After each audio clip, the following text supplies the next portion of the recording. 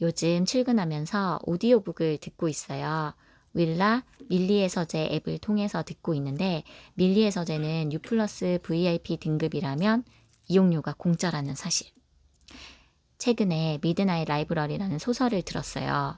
이 책의 주인공은 자신의 형편없는 인생을 자살로 마무리하려 해요.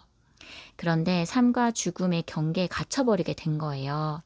그 경계에서 본인 인생에서 해온 무수한 선택을 뒤집어 볼 수 있는 기회를 갖게 됩니다. 내가 그때 그 남자의 데이트 신청을 받아들였더라면 지금 나는 어떤 삶을 살고 있을까? 이렇게 생각하면 그 삶으로 획 하고 이동하는 거죠. 그리고 그 선택 이후의 삶을 살아보는 거예요. 저도 제 삶의 무수한 선택들에 대해 상상을 해봤어요.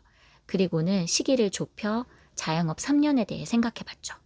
그랬더니 지금 다시 그때로 돌아간다면 바꿔보고 싶은 선택이 두 가지 있더라고요. 그땐 그럴 수밖에 없다고 생각했던 선택들이었고 맞다고 생각했던 선택들이었어요. 근데 지금 생각하면 그러면 안 되었던 선택들이었고 틀린 생각들이었던 거죠.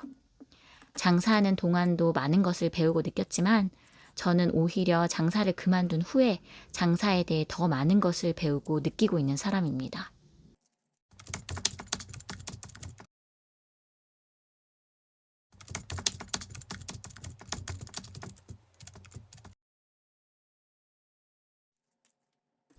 가게를 오픈하고 6개월 정도는 월 3천대의 매출을 유지했어요.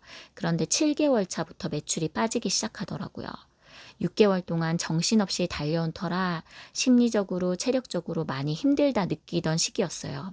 오픈 후 인력을 3.5명으로 운영하고 있었는데 그 시기에 직원 한 명이 그만두게 된 거죠.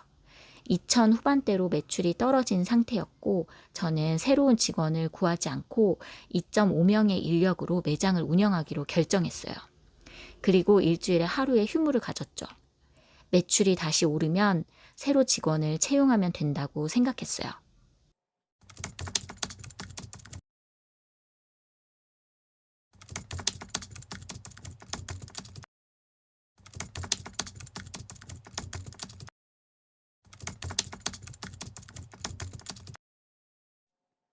우리 매장은 유동이 꽤 있는 좋은 위치에 자리 잡은 상가였어요.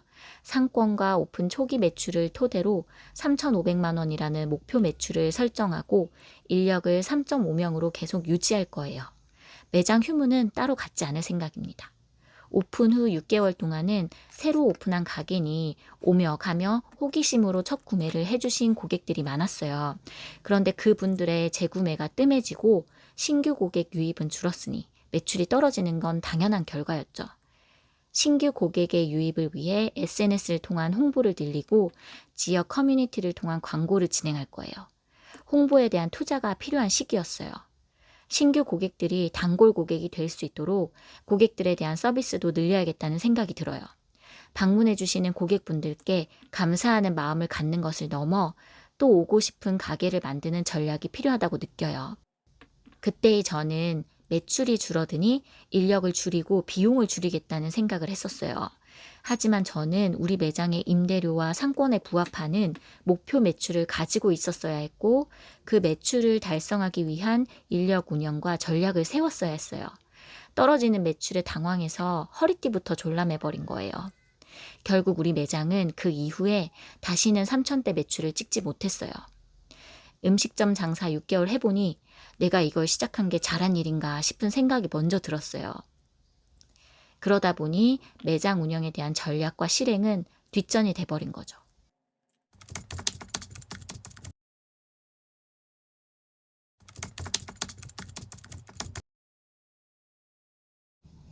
제가 3년을 가게를 운영했는데 오픈한 지 2년 5개월 뒤에 배달 앱을 처음 시작했어요.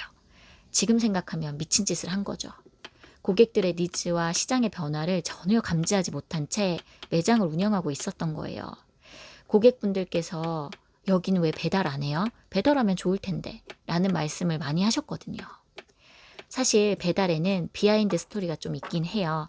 제가 오픈하기 전에 기존에 이 지역에서 꽤 오랜 기간 동안 운영되고 있던 가맹점이 있었어요. 장사에 대한 경험도 많으시고 베테랑 사장님이셨어요. 그분께서 우리는 이 상권 내에서 배달 운영하지 맙시다. 우리 가맹점이 다 배달을 안 한다고 하면 그 손님들이 포장하러 직접 오시게 될 거예요. 배달 장사는 남는 거 없고 가맹점끼리 분쟁만 생긴다고요. 라고 하셨고, 저는 처음에 그게 큰 문제라고 생각하지 않았어요. 그런데 장사를 지속하다 보니 배달 수요는 계속 늘어나고 배달 운영을 해야겠다 싶더라고요. 몇 번 이 부분에 대해 인근 가맹점과 얘기를 해봤지만 의견이 좁혀지지 않았어요.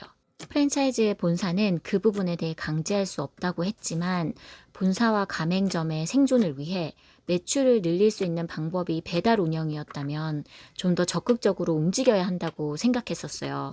근데 뭐 사실 제가 그냥 배달 운영을 시작하면 되는 거였어요. 근데 그런 걸로 인근 가맹점과 싸우는 게 귀찮았던 거예요, 그때. 그렇게 시간이 훌쩍 지났고 다른 가맹점에서 배달 운영을 시작해버렸어요. 인근 가맹점들끼리 배달 운영에 대해 합의를 하긴 했으나 내 매출이 먼저다. 이렇게 된 거죠. 그랬더니 끝까지 하지 말다 했던 매장도 배달 시작. 그렇게 저도 배달 운영을 시작하게 된 거예요. 그런데 이미 장사에 대한 피로감과 매너리즘에 찌든 저는 열정적이지 못했습니다. 공부하길 좋아하고 배우는 걸 좋아하는 저였는데 배달 운영에 대해 공부하고 배우려고 하지 않았어요. 그냥 시작했다라는 것에만 의미를 두고 있었죠.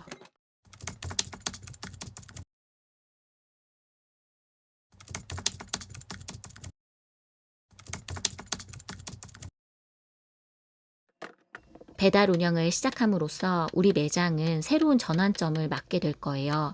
배달 앱에서 우리 매장은 새로 생긴 가게가 될 것이고 우리 매장의 잠재 고객은 기존보다 훨씬 넓은 지역에 분포하게 되겠죠. 기존 고객들에게는 배달로 편의성을 증대시켜 재구매 기간을 단축시켜주고 배달 앱을 통해 더 넓은 지역의 신규 고객을 창출할 수 있어요. 초기 배달앱 운영도 투자라는 관점에서 적극적으로 접근할 필요가 있어요. 고객들의 주문 수, 리뷰 등의 데이터가 축적되기 전까진 아무래도 매출이 크게 발생하기 힘들겠죠. 하지만 이 기간에 배달앱 광고, 홍보에 대한 투자를 늘리고 고객들에 대한 서비스도 투자의 관점으로 충실히 해준다면 홀 포장 매출이 줄어들어 죽어가던 우리 매장도 충분히 배달앱 스타 매장이 될 수 있어요. 그리고 배달앱 시스템에 대해 배우고 이해하려는 노력이 필요해요. 사실 지금도 배달앱을 적극적으로 공부하는 사장님들이 많지는 않아요. 그러니 공부하고 노력하면 배달 매출을 더 늘릴 수 있는 여지는 아직도 충분히 있다는 얘기죠. 이 두 번의 선택을 달리했다면 저는 지금도 장사를 하고 있을까요? 지금의 삶과 좀 다른 삶을 살고 있을까요? 궁금해지네요. 그때 지금의 삶과 다른 선택을 한 저는 저기 저 다른 평행 우주 속에서 열심히 살아가고 있을 거예요.